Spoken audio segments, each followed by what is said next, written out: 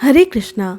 सनातन धर्म में हम अक्सर स्वर्ग, वैकुंठ और गोलोक की बातें करते हैं, लेकिन क्या आप जानते हैं कि भगवान के इन धामों में जमीन आसमान का फर्क है। एक ओर है वैकुंठ धाम, जहाँ रत्नों और मणियों की चमक है, जहाँ भगवान एक सम्राट की तरह पूजे जाते हैं, और दूसरी ओर है गोलोक वृंदावन, जहाँ कोई नियम नहीं, केवल प्रेम है, जहाँ भगवान भगवान नहीं बल्कि एक सखा, एक पुत्र या एक प्रेमी है। क्या ये सिर्फ दो अलग जगहें हैं, या इनके बीच कोई ऐसा गहरा रहस्य है जो आज तक हमसे छुपा हुआ था? आज हम इसी महारहस्य से पर्दा उठाएंगे, जानेंगे कि क्यों स्वर्ग का अमृत पीने वाले भी अंत में हार गए, लेकिन गोलोक की छाछ पीने वाले अमर हो गए। अंत तक बनी रहिएगा, क्योंकि आज आपकी भक्ति का नजरिया बदलने वाला है। सबसे पहले चलते हैं वैकुंठ धाम। वैकुंठ का अर्थ है विगत कुंठा, यानी वो जगह जहाँ कोई चिंता या कोई दुख, भय नहीं है। वैकुंठ को आप आध्यात्मिक जगत का सुप्रीम ऑफिस या कार्यालय कह सकते हैं। यहाँ भगवान अपने चतुर्भुज रूप यानी श्रीमन नारायण के रूप में विराजमान होते हैं। उनके चार हाथों में शंख, चक्र, गदा और पद्म सुशोभित हैं। यहाँ का मुख्य भाव है ऐश्वर्य। कल्पना कीजिए एक ऐसे दरबार की जहाँ करोड़ों सूर्य एक साथ चमक रहे हों। यहाँ भगवान एक ब्रह्मांड नायक हैं। उनका व्यक्तित्व इतना विशाल, इतना गंभीर और इतना तेजस्वी है कि भक्त उनके सामने सिर्फ हाथ जोड़कर, सिर झुकाकर खड़े रह सकते हैं। यहाँ दास्य रस की प्रधानता है। जैसे आप अपने देश के प्रधानमंत्री या राष्ट्रपति के कंधे पर हाथ रखने की सोच भी नहीं सकते, ठीक वैसे ही वैकुंठ में आप भगवान से लड़ने, रूठने या उन्हें डांटने की कल्पना भी नहीं कर सकते। यहाँ मर्यादा और अनुशासन ही सब कुछ है। यहाँ के 7 द्वार हैं। यहाँ माता लक्ष्मी, जो समस्त धन और ऐश्वर्य की देवी हैं, वो भी श्री भगवान की सेवा पाद सेवन के माध्यम से करती हैं।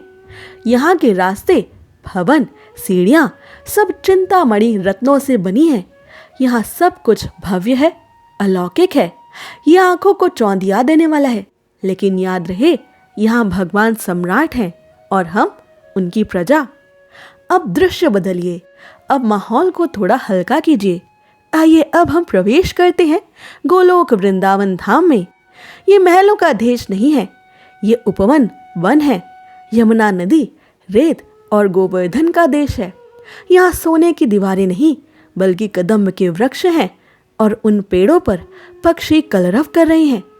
गोलोक में भगवान अपने द्विभुज रूप यानी श्री कृष्ण के रूप में विराजमान होते हैं।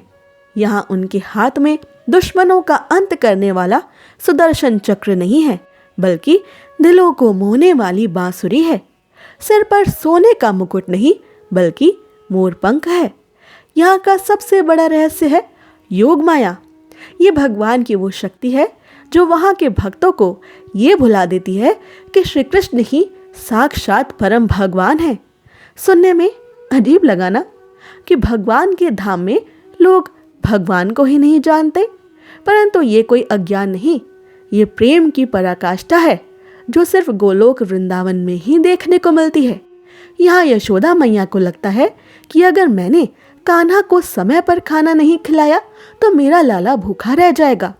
वो ये भूल जाती हैं कि जिसके पेट में पूरा ब्रह्मांड है वो भूखा कैसे हो सकता है। यहाँ सखा श्री कृष्ण के कंधे पर चढ़ जाते हैं, उनसे कुश्ती लड़ते हैं, हारने पर श्री कृष्ण को चढ़ाते हैं, अरे तू बड़ा होगा अपने घर का, खेल में तो तू हार गया।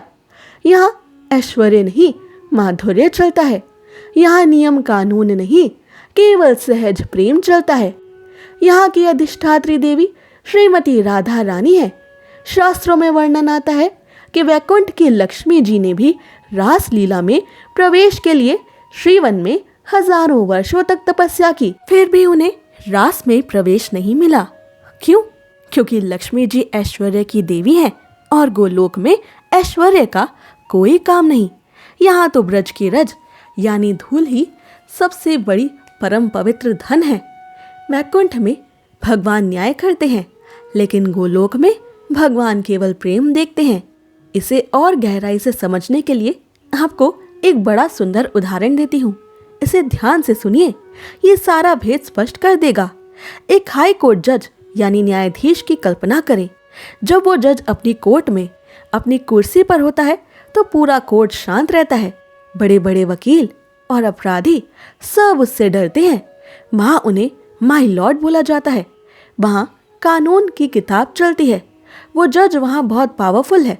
ये वैकुंठ है जहाँ भगवान न्यायाधीश की भूमिका में है, गंभीर और न्यायप्रिय।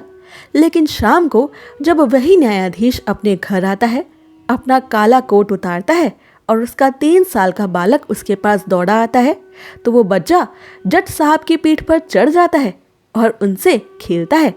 और देखिए, वो सख्त जज जिसके सामने दुनिया कांपती है, वो अपने बच्चे के लिए घोड़ा तक बनकर घुटनों के बल चलने लगता है। क्या उस बच्चे को नहीं पता कि मेरे पिता न्यायाधीश हैं? नहीं, उसे पता है, लेकिन उसका प्रेम उनके न्यायाधीश के पद से कई गुना बड़ा है। कोर्ट में जज साहब थे, घर में वो पिता है। बस यही फर्क है वैकुंठ और गोलोक में। वैकुंठ भगवान का न्यायालय है, लेकिन गोलोक वो तो भगवान का निज कक्ष और आंगन है। हम जीवात्माएं अक्सर भगवान की शक्तियों से मोहित होकर वैकुंठ जाना चाहती हैं, लेकिन जो प्रेमी है वो भगवान के प्रेम के लिए गोलोक धाम जाना चाहते हैं। आइए अब इन दोनों धामों के मुख्य अंतरों को समझते हैं। पहला अंतर है रसों का।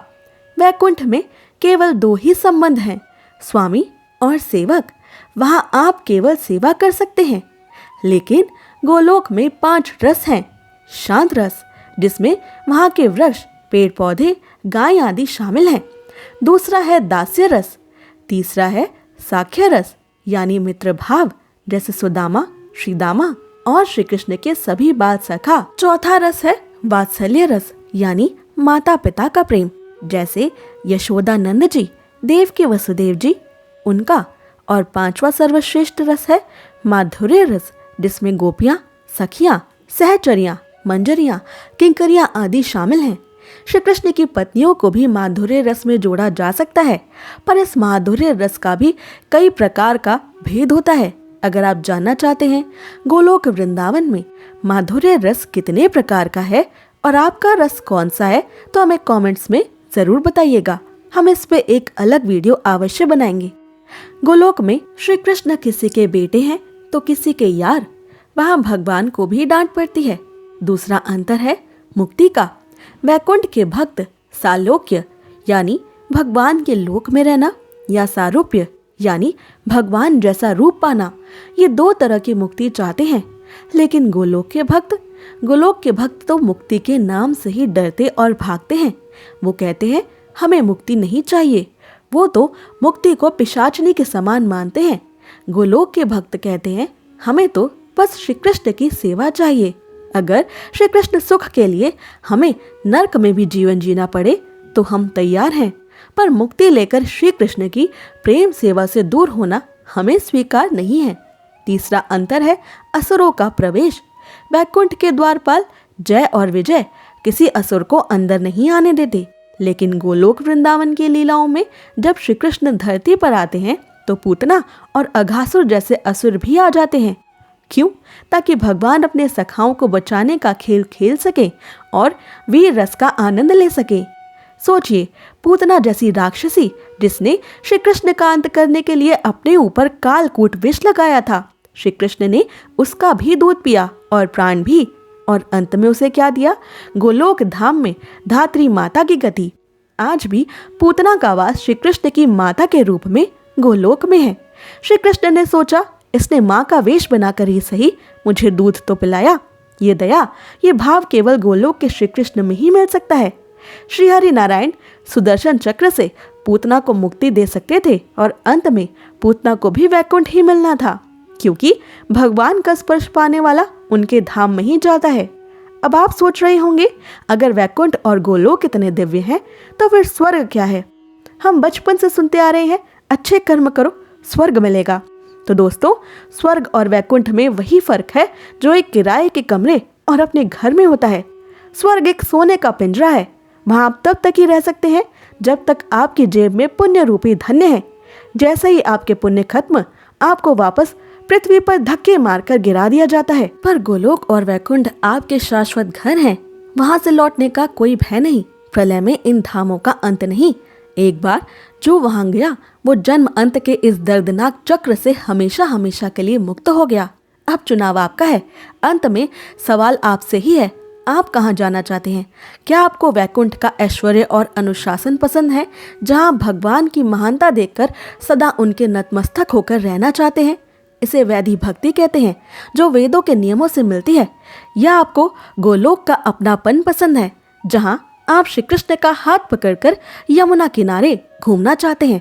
इसे रागानुगा भक्ति कहते हैं। गोलोक वेदों को पढ़ने से नहीं, ब्रजवासियों की कृपा से मिलता है। अगर आज की इस चर्चा ने आपकी आंखों से अज्ञान का पर्दा हटाया है तो कमेंट्स में अपने इष्ट का नाम जरूर लिखें और बताएं आप अगली वीडियो में किस लोक के बारे में जानना चाहते हैं। वीडियो को लाइक करें और चैनल को सब्सक्राइब करें। मिलते हैं अगली वीडियो में। हरे कृष्णा।